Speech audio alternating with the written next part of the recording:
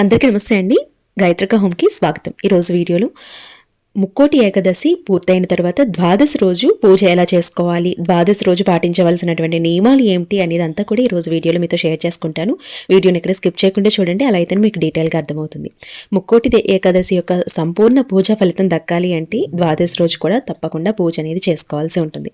కొంతమంది ఏకాదశి చాలా నియమనిష్టలతో భక్తి శ్రద్ధతో వ్రతంగా ఆచరిస్తూ ఉంటారు. అంటే దశమి నుండి ఉపవాసం ఉండి ఏకాదశి కూడా అంతా కూడా ఉపవాసం ఉండి ద్వాదశి రోజున ఉపవాసం అనేది ముగిస్తారనమాట. ఇది ఒక వ్రతంగా చేసుకుని పూజ. అయితే ఈ వ్రతంగా ఆచరించేవారు లేదంటే ఏకాదశి అంతా కూడా ఉపవాసం ఉండి ద్వాదశి రోజు తప్పకుండా పూజ అనేది చేసుకోవాల్సి ఉంటుంది. ఈ ద్వాదశి రోజు పూజ ఎలా చేయాలనేది ఇప్పుడు మీతో షేర్ చేసుకుంటూ, మనకి రేపు పుష్య శని త్రయోదశి ఉందండి. ఆ త్రయోదశి రోజున తప్పకుండా చేయవలసినటువంటి పనులు ఏంటి అనేది కూడా మీతో పంచుకోబోతున్నాను. అయితే ఈ ద్వాదశి రోజున మనం ఏకాదశి రోజున పూజ అనేది చేసుకుంటూ ఉంటాము. ఏకాదశి రోజున పెట్టుకున్నటువంటి పువ్వులు కానీ లేదంటే పిండి దీపాలు కానీ ఇవన్నీ కూడా నిర్మాల్యం చేయాల్సి ఉంటుంది. ఇవి ఎక్కడా కూడా ఎవ్వరూ తొక్కని ప్రదేశంలో కానీ పారే నీళ్ళల్లో కానీ పచ్చని చెట్లకు కానీ ఇవి వేయవలసి ఉంటుంది. ఈ విధంగా అన్నీ కూడా ఒక కవర్లోకి చక్కగా అన్నీ తీసుకొని పక్కన పెట్టుకోవాల్సి ఉంటుందండి. అయితే మనం అక్కడ వాడినటువంటి దీపపు కుందులు కానివ్వండి, హారతి కానివ్వండి, లేదంటే ప్రసాదం బౌల్స్ కానివ్వండి, ఇవి మళ్ళీ తప్పకుండా మనం వాష్ చేసుకోవాల్సి ఉందండి. ఎందుకు చెప్తున్నాను అంటే ఈ డౌట్ చాలామంది అడుగుతున్నారు. ద్వాదశి రోజు పూజ అనేది ముందు రోజు ఏకాదశి పూజ అనేది చేసుకుంటాం కదా, ఇంకా ద్వాదశి రోజు మళ్ళీ దీపారాధన చేసి పూజ అనేది చేసుకోవచ్చు అని అడుగుతున్నారు. అలా కాదండి. మీరు పీఠం ఏర్పాటు చేసుకుని పూజ అనేది చేసుకున్నట్లయితే కనుక పీఠం మీద ఉన్నటువంటి స్వామివారిని, అమ్మవారిని, అలాగే వినాయకుల వారిని కదపకుండా మీరు ఏవైతే ఉపయోగించారో దీపం వెలిగించడానికి కానివ్వండి, లేదంటే హారతికి కానివ్వండి, ప్రసాదం బౌల్స్ ఇవన్నీ కూడా మళ్ళీ తప్పకుండా మీరు అవన్నీ కూడా క్లీన్ చేసుకోవాల్సి ఉంటుందన్నమాట. ఇలా క్లీన్ చేసుకున్న తర్వాత దీపారాధన చేసుకుని, అంటే మీరు నార్మల్గా దీపారాధన చేసుకోవచ్చు. ఒక చిన్న బెల్లం ముక్కను పెట్టి చక్కగా పూజ అనేది చేసుకోవచ్చు అనమాట. ఒకవేళ మీరు చేసుకోగలిగితే ప్రసాదం కూడా తయారు చేసుకుని పూజ అనేది చేసుకోవచ్చు. అయితే ద్వాదశి రోజు తప్పకుండా పూజ అనేది చేసుకున్న తర్వాత మాత్రమే ఉపవాసాన్ని ముగించాల్సి ఉంటుందండి. అయితే ఇలా అన్నీ కూడా పక్కకు పెట్టుకొని ఇవన్నీ క్లీన్ చేసుకోవాల్సి ఉంటుంది. అయితే మనకి ద్వాదశి తిథి మనకి రేపు 8:20తో ముగుస్తుందండి. కాబట్టి ఈ 8:20 లోపే మీరు పూజ అనేది చేసుకోవాల్సి ఉంటుంది. అంటే తెల్లవారుజామున పూజ అనేది చేసుకుంటే మీకు ఇంకా అనుకూలంగా ఉంటుంది. అందులోనూ మనకి శనివారం కూడా వచ్చింది. ఈ శనివారం కూడా ఎంతో విశేషం ఉందండి. ఎందుకంటే ఈ జనవరి నెలలో మొదటి శని ప్రదోష వ్రతం ఏర్పడుతుందన్నమాట. దీన్ని శని త్రయోదశి వ్రతం అని కూడా పిలుస్తాం. శనివారం నాడు వచ్చే త్రయోదశిని శని త్రయోదశి అని అంటారు. ఈ నెల జనవరి 11వ తేదీ శనివారం నాడు శని త్రయోదశి వచ్చింది. అన్ని త్రయోదశుల కంటే పుష్యమాసంలో వచ్చే శని త్రయోదశి చాలా చాలా పవిత్రమైంది. ఎందుకంటే పుష్యమాసం అంటే శనిదేవునికి ఎంతో ప్రీతికరమండి. కాబట్టి పుష్యమాసంలో వచ్చే శని త్రయోదశి అంటే త్రయోదశి రోజున కొన్ని పరిహారాలు చేసుకోవటం వల్ల ఏలినాటి శని దోషాలు అనేవి పోతాయి. మన జాతకపరమైనటువంటి ఇబ్బందులన్నీ కూడా తొలగుతాయి. ప్రత్యేకంగా మనం ఎక్కువ డబ్బు ఖర్చు పెట్టవలసిన అవసరం లేదు. భక్తి శ్రద్ధతో శనీశ్వరుడు అంటే ఈశ్వరుణ్ణి రూపం, శనీశ్వరుడు అంటేనే ఈశ్వరుని రూపం అన్నమాట. కాబట్టి ఈ శక్తివంతమైనటువంటి శని త్రయోదశి రోజున ప్రతి ఒక్కరూ శివాలయానికి వెళ్ళి, శివాలయంలో ఉండే నవగ్రహాల దగ్గరకి వెళ్ళి శనిదేవుణ్ణి నువ్వుల నూనెతో అభిషేకం చేస్తే సరిపోతుంది. ఏలినాటి శని దోషాలన్నీ కూడా దూరమవుతాయి. మన జీవితంలో ఉన్నటువంటి కష్టాలన్నీ తొలగుతాయి.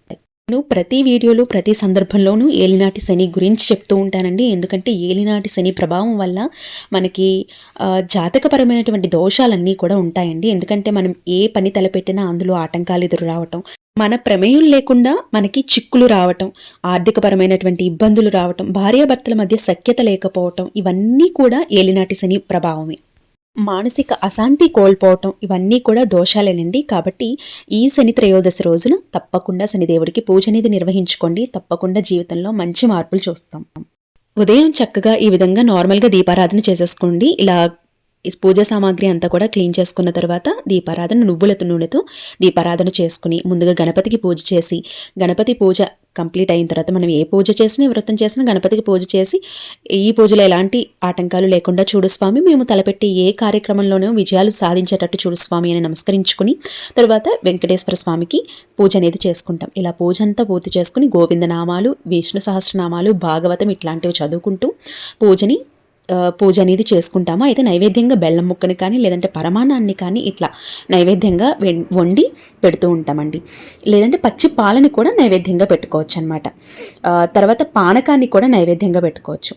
ఇలా పెట్టిన తరువాత మీరు గుడికి వెళ్ళి స్వామివారి యొక్క దర్శనం చేసుకుని ఇంటికి వచ్చిన తర్వాత గురువులకి కానీ బ్రాహ్మణులకి కానీ భోజనం పెట్టిన తరువాత మాత్రమే మీరు ఈ ఉపవాసం అనేది ముగించాల్సి ఉంటుంది. ఒకవేళ మీకు బ్రాహ్మణులు దగ్గరలో లేరనుకోండి, మీ ఇంటి గురువుకు కానీ లేదంటే మీ ఇంట్లో పెద్దవాళ్ళకి కానీ భోజనం పెట్టిన తర్వాత వాళ్ళ ఆశీర్వాదం తీసుకున్న తర్వాత మీరు ఉపవాస దీక్షని ముగించాల్సి ఉంటుంది. ఇలా ముగించిన తర్వాత కూడా సాత్విక ఆహారం మాత్రమే తీసుకోవాలి. తరువాత మీరు శివాలయానికి వెళ్ళి శివుని దర్శించుకున్నా పర్వాలేదు. లేదంటే వెంకటేశ్వర స్వామి గుడికి వెళ్తారు కదా, ఆ గుడికి వెళ్ళినప్పుడే శివాలయానికి వెళ్ళి శివుణ్ణి కూడా దర్శించుకుని రావచ్చు. అయితే ఈ శని త్రయోదశి రోజున ఓం శనీశ్వరాయ నమః అనే మంత్రాన్ని 108 సార్లు జపిస్తే సరిపోతుందండి.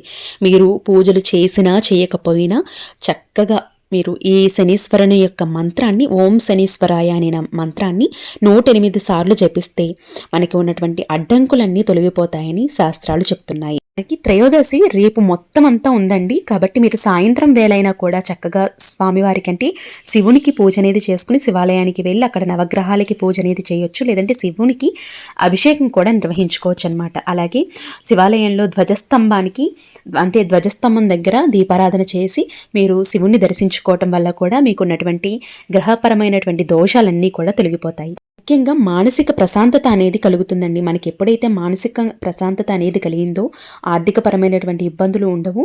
అలాగే మనం చాలా మంచిగా ఉంటుందన్నమాట జీవితం అనేది. కాబట్టి ఇంత మహత్తరమైనటువంటి పుష్య శని త్రయోదశి రోజున తప్పకుండా ఈ నియమాలు అనేవి పాటిస్తూ పూజ అనేది చేసుకుంటూ ఈ పరిహారాలు అనేవి చేసుకోండి, చాలా మంచిది. అలాగే రావి చెట్టుకు దగ్గర కూడా దీపారాధన ఎంతో ఉత్తమం అండి. రావి చెట్టులో కూడా విష్ణుమూర్తి అలాగే లక్ష్మీదేవి కొలువై ఉంటారట, సకల దేవతలు అక్కడ కొలువై ఉంటారట. కాబట్టి అక్కడ కూడా దీపారాధన చేసుకుని రావి ఆకు దీపారాధన ఎంతో శ్రేయస్కరం. ఒకవేళ మీరు ఏకాదశి రోజున రావి ఆకు దీపారాధన చేయలేదు అనుకుంటే ద్వాదశి రోజున కూడా రావి ఆకు దీపారాధన చేసుకోవచ్చు, రావి చెట్టు దగ్గర దీపారాధన చేసుకోవచ్చు, ఇబ్బంది ఏం లేదు. లేదు అంటే శని త్రయోదశి రోజున కూడా మీరు రావి ఆకు దీపారాధన కానీ రావి చెట్టు దగ్గర దీపారాధన కానీ చేసుకోవచ్చు. అయితే కుటుంబం అంతా కలిపి శివునికి అభిషేకం అనేది నిర్వహించుకోవచ్చండి. మీరు కుటుంబంలో ఉన్నటువంటి యజమాని చేస్తే ఇంకా మంచిదనమాట. ద్వాదశి పూజ పూర్తి చేసుకున్న తర్వాత 3 సార్లు వినాయకుడిని అలాగే పీఠాన్ని వెంకటేశ్వర స్వామిని కదిపి 3 సార్లు కదిపితే సరిపోతుందన్నమాట. ఈ విధంగా చక్కగా ద్వాదశి పూజ అనేది పూర్తవుతుంది. మీరు ఉపవాస దీక్షను కూడా గురువులకి భోజనం పెట్టిన తర్వాత మీరు ముగించాల్సి ఉంటుంది. అయితే దానం అనేది మీ ఇష్టం అండి. మీరు అన్నదానం చేసుకోవచ్చు, లేదంటే ఎవరికైనా భోజనం అనేది పెట్టుకోవచ్చు అనమాట. లేదు అంటే వస్త్రదానం చేసుకోవచ్చు. బ్రాహ్మణుడికి స్వయంపాక దానం చేస్తే కూడా ఎంతో మంచిది. అలాగే ఈరోజు గోసేవ కూడా ఎంతో ముఖ్యం అనమాట. గోవుల్లో కూడా ముక్కోటి దేవతలు కొలువై ఉంటారు కాబట్టి గోసేవ చేసుకోవటం, గోవులకి ఆహారం తినిపించడం కూడా ఎంతో ఎంతో ఉత్తమం. ఇవన్నీ కూడా చేసుకుని చక్కగా రేపు మనకి చాలా కలిసి వచ్చేది అంటే ద్వాదశి అలాగే శని త్రయోదశి ఈ 2 కూడా కలిసి వస్తున్నాయి. కాబట్టి తప్పకుండా ఈ పూజలు అనేవి నిర్వహించుకోండి. అలాగే మనం చేసుకోదగ్గ పరిహారాలు మనం చేసుకోగలిగితే స్వామివారి కరుణ మన మీద ఎప్పుడూ ఉంటుంది. అందరూ ఆరోగ్యంగా ఉండాలని మనస్ఫూర్తిగా కోరుకుంటున్నాను. రేపటి ఒక మంచి వీడియోతో మళ్ళీ మీ ముందుకు వస్తాను. మీకు ఏమైనా డౌట్స్ ఉన్నాయనుకుంటే కమెంట్ సెక్షన్లో అడగండి, తప్పకుండా మీకు రిప్లై అనేది ఇవ్వడం జరుగుతుంది. రేపటి వీడియోలో మళ్ళీ అప్పటి వరకు నమస్తే, మీ గాయత్రక్క.